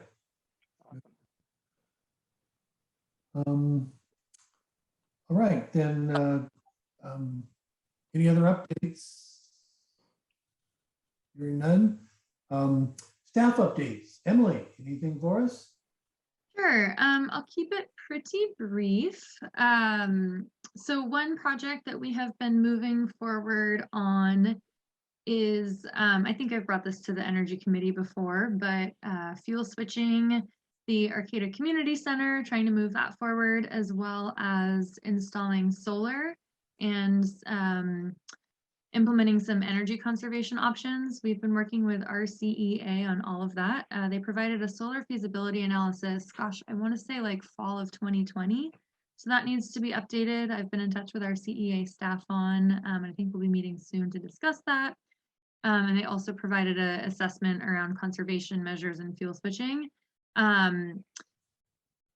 The overall project is a little more complex than meets the eye because the city does have some future plans to bring in a new natural resources shop into that general MLK Way complex. And doing fuel switching would require some level of electric service upgrade, probably trenching as well. The solar couldn't offset that because the solar, as I understand it, at least the rooftop solar pretty much is maxed out, providing for the EV charging and the existing electricity. So just kind of working through some of the logistics as far as, well, if we're going to install or if we're going to construct another building, making sure we dovetail that with any electric service upgrades so that we can dig once. Also thinking about the phase out of gas powered small tools and those needing to be electric, and it being our parks and natural resources shop building, we'll want to make sure that we have adequate power for that. So anyway, not to get too down the rabbit hole on that, but just really wanting to illustrate that we're moving the project forward and just kind of putting the pieces together around fuel types and then bringing in solar and the different loan options is a little bit more complicated than might meet the eye, but I'm really excited to move that forward and have the support of our CEA. We have been also working with Swell on Powerwall installation, battery backups, and I do believe that our first one has been officially accepted at 100 G Street, so that should be getting off the ground, I would say, in the coming months. Director Sinkhorn has been leading that project, so I'm not as in tune on the timing, but it's excited to see that effort get off the ground. I think we've been working on with Swell since like 2020 on battery backups. Myself and Emily, what is, you said 100 G Street? Is that what you said? What is that facility? Near the corporation yard. It's funny, I looked at the GIS today to figure out exactly what it is because it's not the corporate yard. Is it South G Street then? Yeah, you type in G Street, but it's more South G. Got it. Okay. Yeah. I should know exactly what facility that is, but I'm not positive. Okay. And then myself and David Loya have been working regionally with other municipalities on the climate action plan. We expect that the draft climate action plan will probably be released in the next few weeks. So we're really excited for that process to continue moving forward.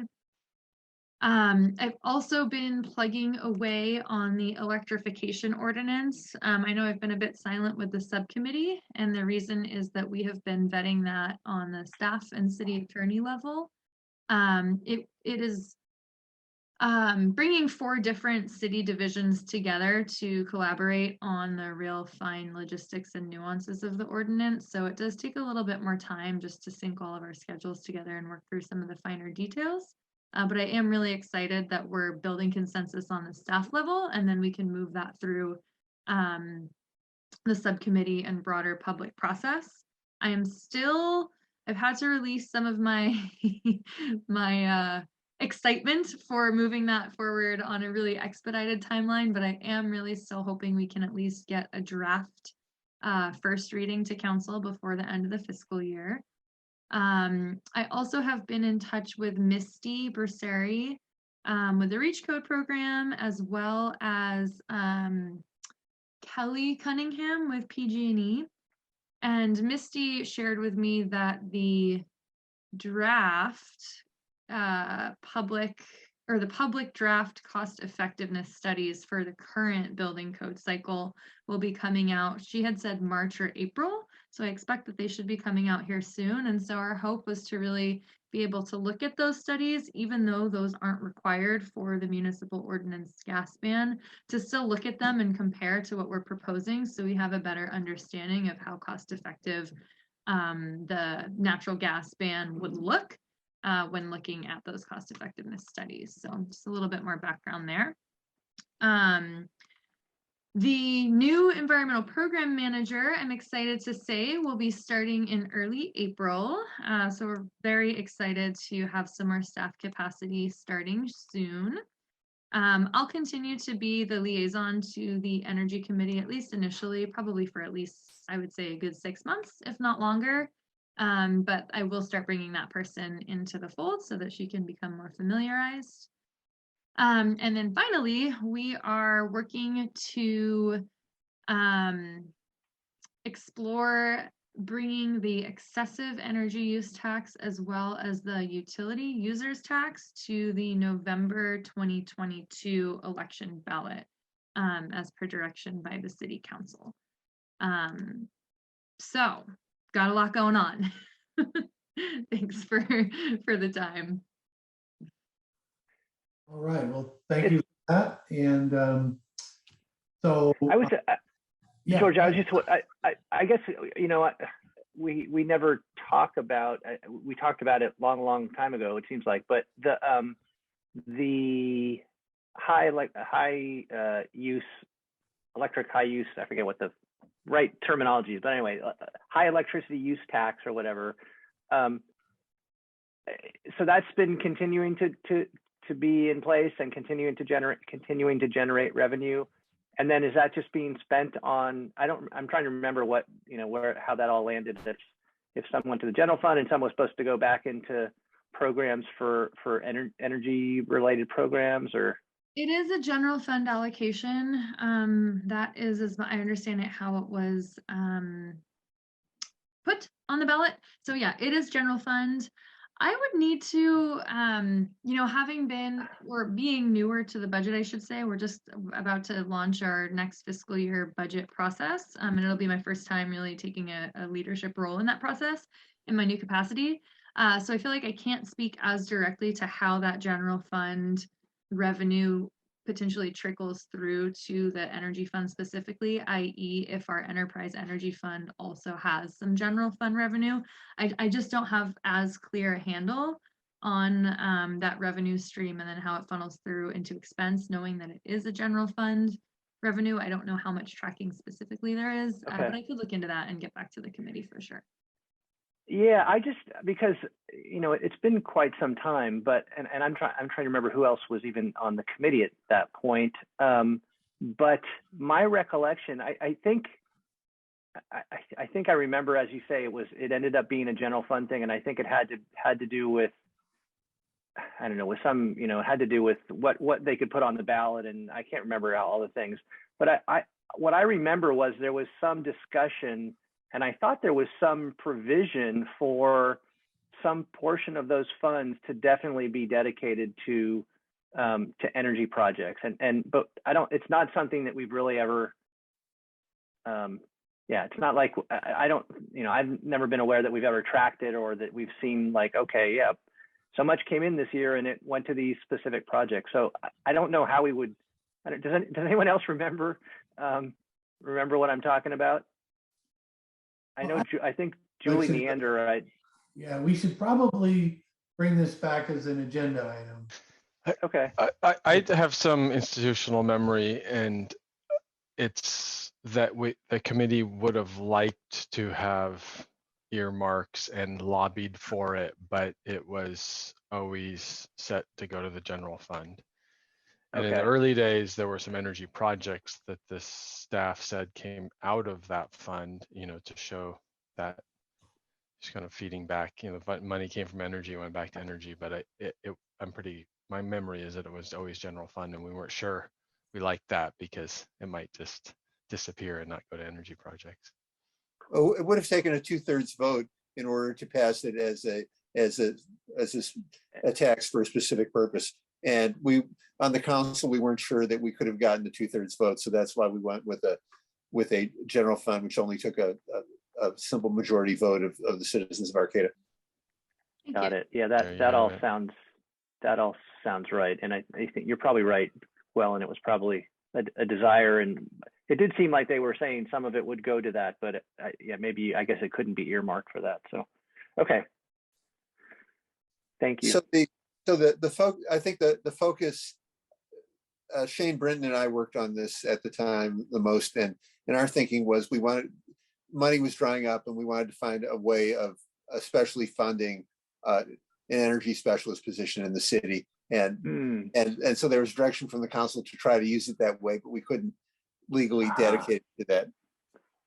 Okay. Yeah, I do remember that also, Michael. Thank you you have a better memory than me. That's which is not necessarily saying very much, but Okay, well then, Georgia, I'm sorry. There was one other thing that just popped into my head, and just as Emily was given her staff report, and I'm just wondering if this could be a future agenda item, perhaps. But this is also I've been with the Energy Committee for too many years, and this goes way back. Actually, when Dave Meserve was on the council, it goes that far back. But there was a desire to purchase electric parking enforcement vehicles. And at the time, there really wasn't anything that was really well proven. And it became clear that if the city bought new vehicles and they didn't work well, it was a real issue because it would really impact revenues, which could actually impact staff positions, et cetera, et cetera. So the committee, and I certainly was part of this, we were pretty conservative in what we recommended. And in fact, I think we recommended that they wait, but that they definitely, find something that had been used by another municipality and successfully, rather than kind of taking a chance on something that was uncertain. Anyway, that was long ago. Electric vehicles, have come a long way. I mean, we're all, a lot of people are driving electric vehicles now. They're not, they're amazing vehicles as far as vehicles go. So I got to think there must, a small little parking vehicle should be able to, there should be something available at this point. And I'm just curious whether the city, I think at the time they bought those smart cars or something. Anyway, I'm just curious whether that's something that's on the city's radar to eventually try. And I think I was thinking about it when you were talking about the city moving toward electric equipment and needing to be able to charge it. So yeah, just curious about that. Yeah, I don't I don't know offhand when those vehicles would be slated for replacement, but certainly we do, as part of, again, our annual budget process, identify the vehicle needs and replacement needs. So I'd be happy to convey that and make sure that that is a consideration when those vehicles are ready for replacement, that we shift to electric. I think we're really trying to do that across the board anyway, Yeah. But certainly I'd be happy to pass that along and advocate for it as well. Thanks, Emily. Well, thank you. Good. Okay, next meeting, May 16th, same time, and we'll do that virtually. So staff will be sending out a Zoom link. And as of 7:37, this meeting is adjourned. Thank you all. And be thinking about those Arcata Gateway comments. And we really want to come together on that the next meeting. So see you in May. All right, thanks. Bye. Thanks, everybody. Thank you. Bye.